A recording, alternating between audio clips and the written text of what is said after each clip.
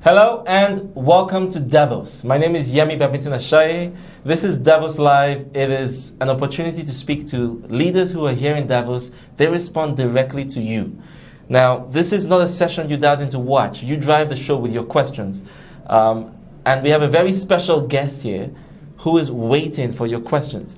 We're live with Filippo Grandi. He's the United Nations High Commissioner for Refugees. I'm going to invite you to please say hello to everybody. Hello, everybody. Hi, Yemi. Thank you.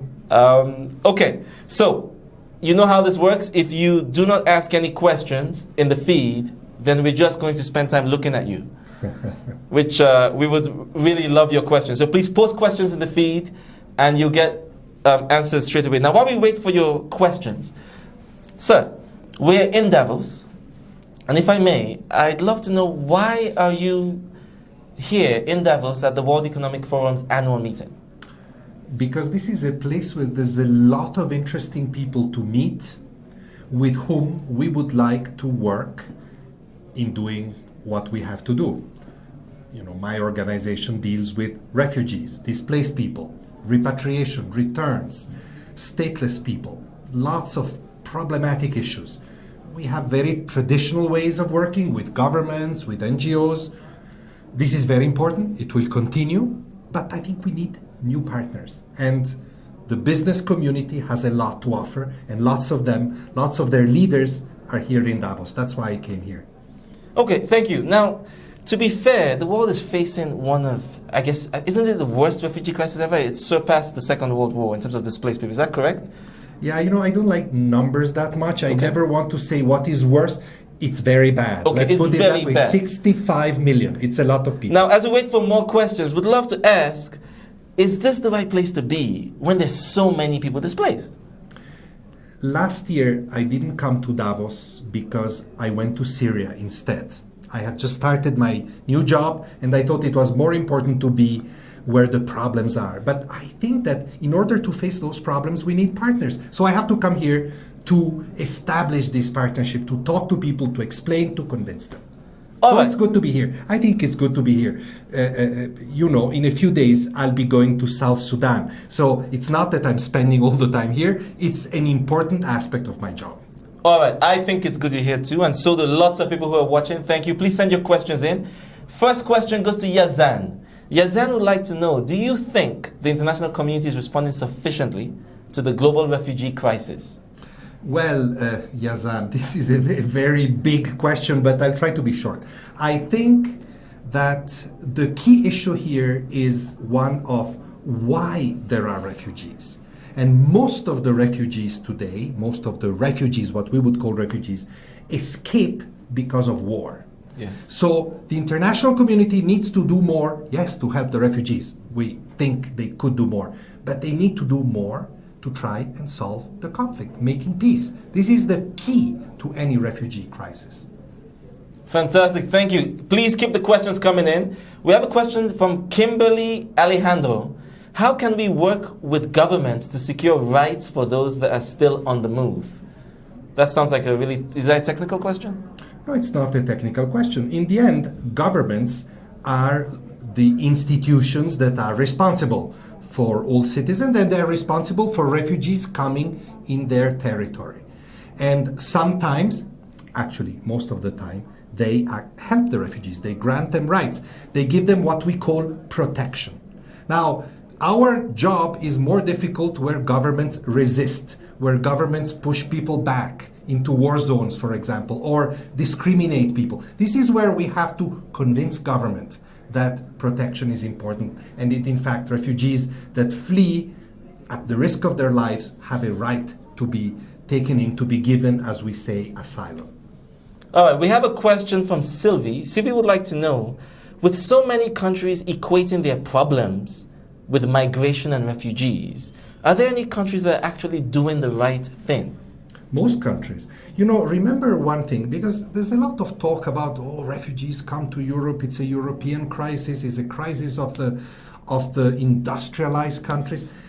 86% of those 65 million are refugees or displaced in poor countries or what we call middle income countries. No rich country. This is not a rich country problem. This is a problem of the countries that have less resources, and it is those countries that we need to help, and it is the communities in those countries hosting refugees that we need to help. That's the right way to look at this issue.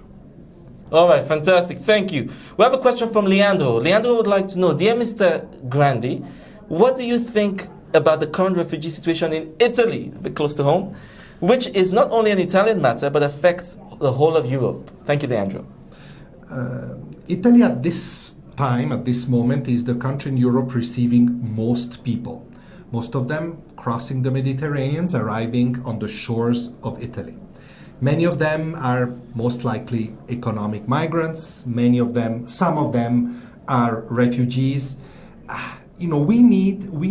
Italy needs the solidarity of the rest of Europe to share this responsibility, to share this burden. This is the same that happened in Greece last year. Greece received the bulk of the people coming from the Middle East. And the solidarity of Europe was not strong, did not play out. So Greece before and Italy now were left alone in Europe bearing this burden. This has to change. And this is one of our biggest issues of discussion with the European institutions in Brussels and with European member states. Fantastic. Rachana would like you to follow up on your comment right now. Rachana has a question.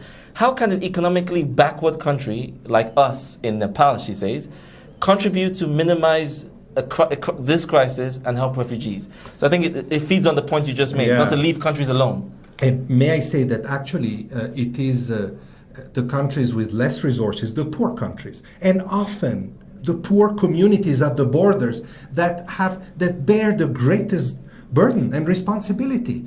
This is often not well understood. I travel a lot in Africa, in the Middle East, and I visit refugees. When I'm not in Davos, I visit refugees in where they arrive. They're normally hosted by local community. Yes. They go to local schools, the kids, and they try to find jobs together with the local people. And the economic, the social burden is there, and these are the people that deserve the greatest attention and the greatest support. It's not yet enough. Thank you. That's really powerful. Now, I'd love to show you an image. If you can get up that image. I want to know if there's a sentiment. We ask young people how they feel about refugees. You talked about people being hosted. And if this image can come up, we ask young people, would you welcome refugees into your country, your city, your neighborhood, or your home? About 74% of them, we had 26,000 responses, 74% of them said they would welcome them to their country. An amazing more than 20... They would. Yeah. More than 20% of them said they would welcome them in their home. Now, we thought this was really optimistic, but asking you, is this the kind of sentiment you see when you visit these places? It's very mixed. You have people that don't want to hear about refugees, and there are people like the ones in this survey that want to take them in. You see, this is a very important point. I always say governments pay more attention to those that reject. They listen to them. Yeah. That's why they're so cautious on refugee matters. I always tell governments, in your population, especially the young people, there's a lot of people that are generous and full of solidarity. Why not listen to them too? They also vote. They also will support you if you do the right thing with refugees. These statistics are very important, very important. Fantastic. Maybe on that point, there's a question from Danny, which is a bit sharp. Danny's asking, should we close our borders or keep them open for refugees? Because right now, Europe is becoming a little bit overcrowded with refugees. Well, Danny, right? Danny. Yes, Danny. You should come with me to places like Kenya, like Jordan, like Pakistan, like Niger, very poor places. And then you would understand who is crowded. It's not Europe that is crowded, it's those places, and those places are not wealthy places. They cannot offer refugees a lot of opportunities. So I think that Europe should still keep its borders open. Of course, we need to manage this very well. There are many people that come here are not refugees. They should be returned in a humane way to their own countries. So we have to manage it, but the borders have to remain open. And frankly, we live in a day and age in which, look, I'm talking to hundreds of thousands, or no, maybe not. Yes, you are. Thousands of people through this communication. What are borders in this society of total communication. Really, let's think ahead and let's really adopt new parameters to address this. All right, thank you so much. Keep the questions coming. The next question goes to Ashi Lin. Ashi would like to know, can you please tell us what kind of field research the UNHCR does before providing humanitarian aid, such as food, rations, heaters, for areas hardest hit by the refugee crisis, such as Turkey and Greece? Well, first of all, we have quite a lot of experience from past crises, and some patterns are always the same, so we can use lessons learned in other places. Then, of course, we do try to do what we call an assessment of needs. Often, remember, when you have a fast-moving situation, there's no time to do that. Where I think we haven't been very good is looking at the long term. Today, wars last for a long time. Refugees stay in the places that host them for a long time. So the kind of needs are not just medicines, food, blankets, but longer term, like education and jobs. There we need the help of more specialized organization. We need the help of the business community. That's why I'm here, to establish business models to help these people in the long term that traditionally we haven't been very good at. All right, thank you. You've been great with your responses. I just want to say thank you for that, because there's so many questions. So let's keep it moving. Akiko wants to follow up on exactly the point you just made.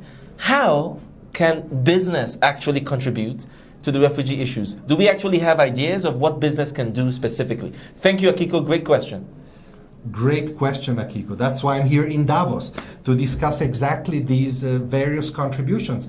You know, traditionally we say, okay, you're a rich company, give us money. Well, that's important too. We want that too, because money is very much needed. But I think there's a lot more that the business community can do for us. For example, they use technology much better than us. Technology is key today. In refugee programs, you need good technology to register people, to identify them. We have a lot to learn from people that use technology in a more sophisticated way, like the business community. Another area, logistics. You know, they're much better than us at logistics. There are logistical companies that can lend not only resources, but know-how on how to transport stuff and people, and so on and so forth. I could give you so many examples. And really, I think that this awareness that it's not just about philanthropy, it's not just about donation, is growing. And on this, we're building good, solid partnerships. All right, brilliant. Before we close, we're going to come back to ask you how it's going in Davos. But before we go there, John has a question. John would like to know, is there more citizens, everyday people can do? John is asking, at what point do we citizens need to stand up and help out? Or is it really stuff only government and business can do? No, there's a lot you can do. And it's a bit the same, right? You can give even small donations. These are always important. We actually gather a lot of resources now from the public, from public campaigns. But also you can work with refugees in your own community. You can create knowledge and awareness of refugee situations. You can volunteer even in refugee program. What we saw in Europe in the last couple of years is an extraordinary outpouring of solidarity. Look at what happened on the Greek islands. Lots of volunteers going there. They represent another type of contribution, which is not tangible, but is really an expression of solidarity which we need. We need it to convince governments that helping refugees is the right thing. Okay. So many people care. Thank you for watching. So many people care. You're speaking to thousands, really. Now, to follow up on your question, Eleni has a question, and it seems the questions are really stringing along very nicely. Eleni wants to know, do you feel that governments discriminate between refugee crises? So, for example, Syrian refugees versus Sudanese refugees. What is your sense on this? Well, unfortunately, there are crises that get less attention than others. And very unfortunately, I think Eleni's question is very pertinent. Crises in Africa very often get less attention. And you know, why did the Syrian crisis get a lot of attention last year? Because a lot of Syrian people came to Europe. You know, last year I wasn't here in Davos, like I said. But I understand that the interest around the refugee issue was bigger than this year. This year we're talking to a lot of people that are still interested, and this is good. You know, these are the ones that really will help us. But last year it was universal interest because people were pouring in through Greece. So we must promote this idea that it's interest, concern, support, responses cannot only be when people come close to us. We need to reach out to remember that there are crises out there that may never touch us personally here in the rich world, and yet they're important for millions of people out there. In an increasingly globalized world where everybody is close to each other, we cannot ignore crises just because they're far away. Fantastic, thank you. Hamid has the next question. There's so many great questions. Hamid is asking, dear Mr. Filippo, please tell us something that would give us hope. There's some of us who live in Indonesia right now for the last 4 years, and we're refugees, I'm assuming. Something to give refugees hope. Well, you know, it's going to be tough because there's a lot of hostility and because there's a lot of conflicts that do not get resolved. And now you have a lot of other factors that contribute to pushing people away from their homes, like climate change, for example. What I would say is that in the last few years, the crisis, what we call the global refugee crisis, I don't like very much that name, but I think that we can use it only to promote an opportunity, to find new responses. The fact that people in Davos talk about this, in the past it was impossible, maybe 1 year more, 1 year less, but still it's an issue of interest, is a positive sign, which means that people are really working together to find new responses. I work with refugees for more than 30 years. I've never seen this global interest. This is a reason for hope. All right, we have to let the High Commissioner go. I give you the last word. Any final thoughts you want to share, because we have to let you go? I am very glad that, so many questions and so much interest. Stay interested. Stay interested and don't have a superficial judgment on these matters. Too many politicians are manipulating this issue. You have to understand by yourselves why people escape, why people leave their homes. Nobody likes to do that. So if people do it, there must be a strong, dramatic, dangerous reason. Try to understand that, and you will have, you will be more involved and you will feel better that you have a role, something to contribute in addressing this truly global problem. Thank you so much. Thank you very much for your time. Thank you so much for the questions. This is impressive. This was Davos Live. Stay tuned. There'll be more opportunities to speak. A big thank you to our guest, Filippo Grandi, United Nations High Commissioner for Refugees. Thank you. We wish you the best of luck with the rest of the program this week. Thank you all. I'll be back. Thank you.